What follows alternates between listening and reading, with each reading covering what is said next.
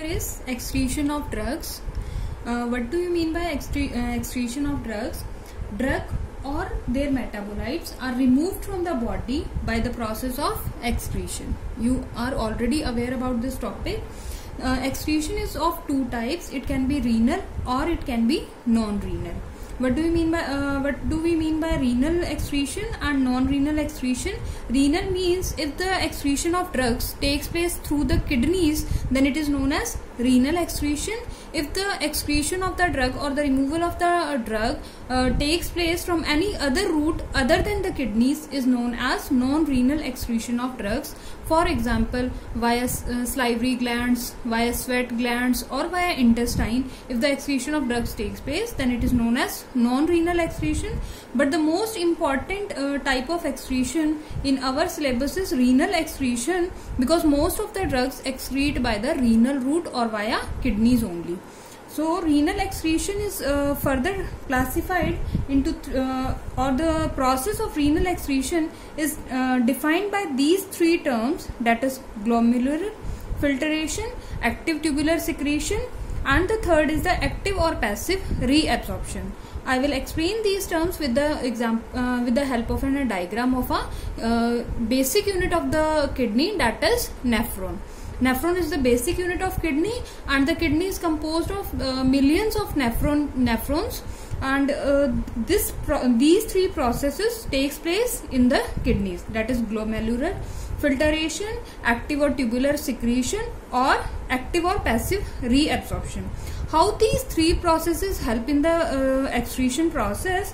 How the rate of the excretion is defined on these three parameters, that is, rate of excretion is always equal to rate of filtration plus rate of secretion, subtracted from it rate of reabsorption. And I will explain all these terms with the help of the diagram of the nephron, which is basic unit of the kidney. This is the structure of the nephron unit. This is one nephron, which is the basic unit of the kidney. Nephron is composed of three parts. This is known as glomerulus cup. This is glomerulus, and this is proximal tubule, and these are known as distal tubules. This is known as collecting tubule here. Urine is passed through here. This is the blood is when the blood capillaries are going through the glomerulus cup, then what happens? The blood is filtered through it, and this is known as glomerular filtration. That is the process number 1, which was known as glomerular filtration. Second process is known as tubular secretion. Tubular secretion takes place via when these are blood vessels, and this is the part of the nephron. When the drugs from the blood are secreted from here to here via crossing this membrane, here in this process filtration takes place, and in this process secretion takes place. So when drug moves from this part to from the blood capillaries to the nephron unit, then this is known as second process, which was known as tubular secretion. The third process is known as tubular reabsorption. How it takes place? When suppose this is the drug present in the nephron unit, then again this drug again moves to the blood. This is known as reabsorption. From the blood to the kidney unit is known as secretion, and from the kidney back to the blood is known as reabsorption. Therefore, the equation which I have shown before depicted that the rate of excretion depends on the rate of filtration. Suppose the drug has been filtered and has come to nephron unit. This is that is the unit of the kidney, and rate of secretion from the blood, it has again came to the kidney or the unit of the kidney. Then if it goes back to the blood, this is known as rate of reabsorption, and this is subtracted from the total of the filtration and the secretion, and the amount remaining, that is 1 plus 2 minus 3 is the concentration of the drug, that is 4, and this 4 will be excreted from the urine. So the total rate of excretion depends upon 1, 2 and 3. 1 and 2 are added because the drug is added from the blood to the kidney via filtration. Here the drug is added from the blood to the kidney via secretion process, and the third is the reabsorption of the drug, that the drug again goes back to the blood, therefore it will not be excreted and it is subtracted, and the rate of excretion will be 1 plus 2 minus 3, that is 4, and this will be excreted out of the body. This is whole excretion process. Now I will explain one by one what happens in glomerular filtration, and then rate of secretion and rate of reabsorption. In case of glomerular filtration process, what happens, the water and the unbound drugs and metabolites are filtered along with the along with the water. The unbound drugs and the metabolites will easily be filtered through the glomerular filtration process.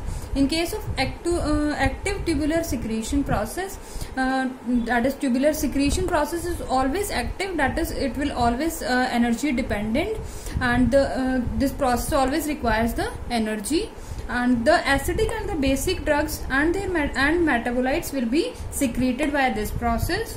In case of active reabsorption, acidic and basic drugs can be again reabsorbed.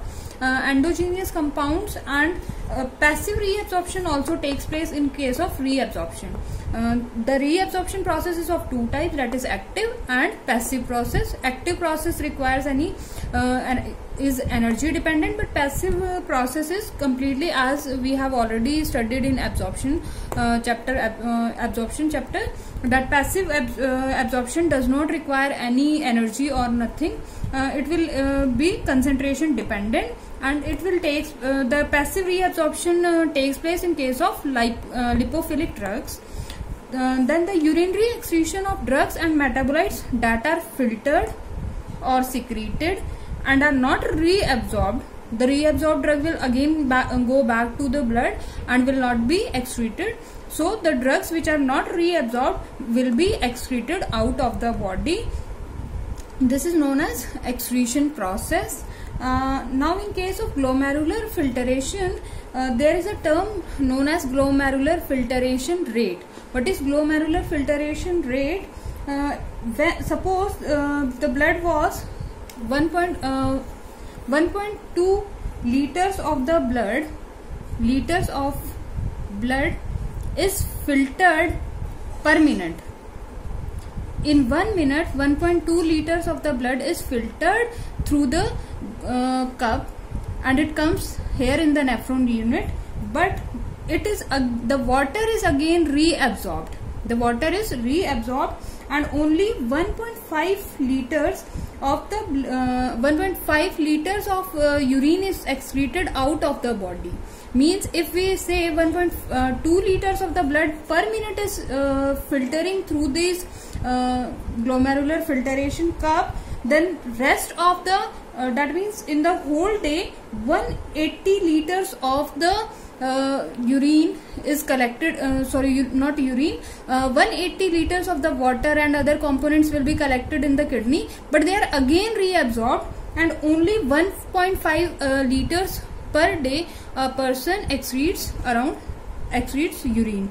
So this is glomerular filtration rate, that is it is very high, but the reabsorption process takes place, and the very less amount of the urine is excreted and very less amount of drugs are excreted. If the drug does not have the reabsorption process, does not undergoes reabsorption process, then the drug will have very short half-life. But if the drug is having very high reabsorption rate, then the half-life will be higher. Okay, now revise all these basic things related to excretion of drugs, and in the next upcoming video we will discuss related to the concept of the clearance.